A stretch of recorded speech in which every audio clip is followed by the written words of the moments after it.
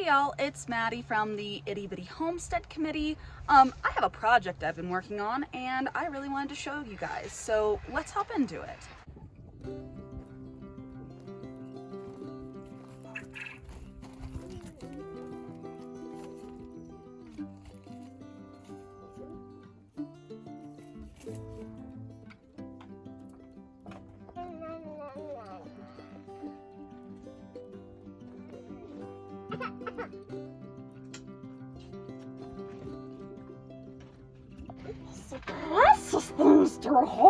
Y'all, sometimes I don't know why I do the reasons I do. I'm just trying to entertain the baby while I'm working, okay? I get a little weird sometimes and I'm sorry.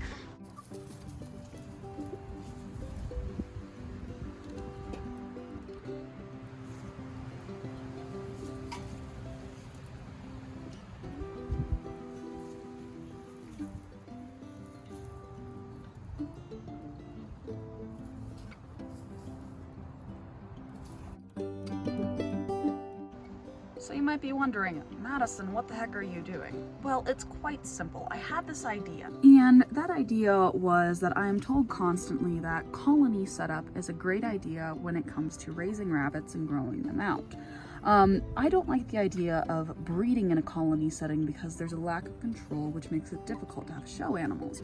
But I thought I could always try to do the growing out part of raising rabbits in a colony setup.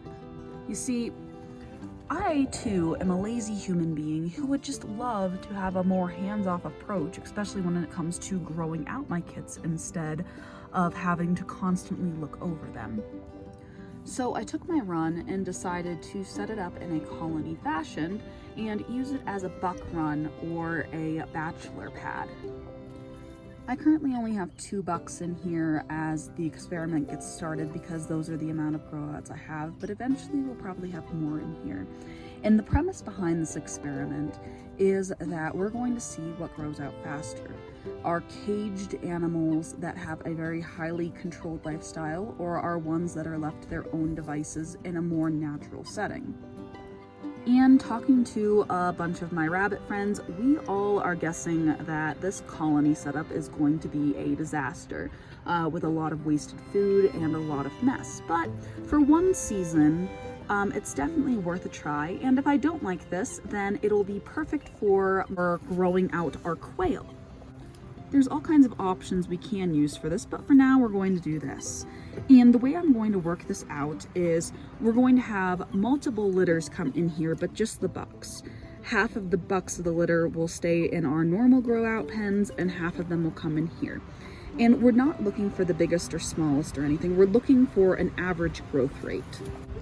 So if, for instance, my next litter has 4 bucks in it, the smallest and largest buck will go in here, and then the next smallest, largest buck will go into their cages.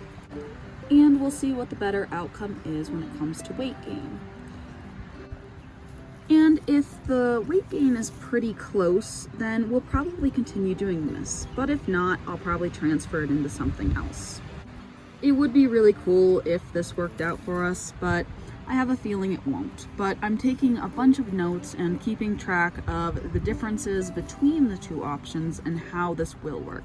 And if it stays relatively clean and easy, I'll continue to do it throughout the winter as well. I will say it's kind of funny to see the differences in the 2 bucks in that this one is all over the place and that little black buck right there has done nothing but lay in the hay and chill out the entire time.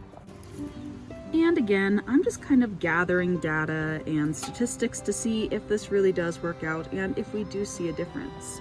But if nothing else, it is kind of cool. And I've been having fun kind of sitting in here watching them play.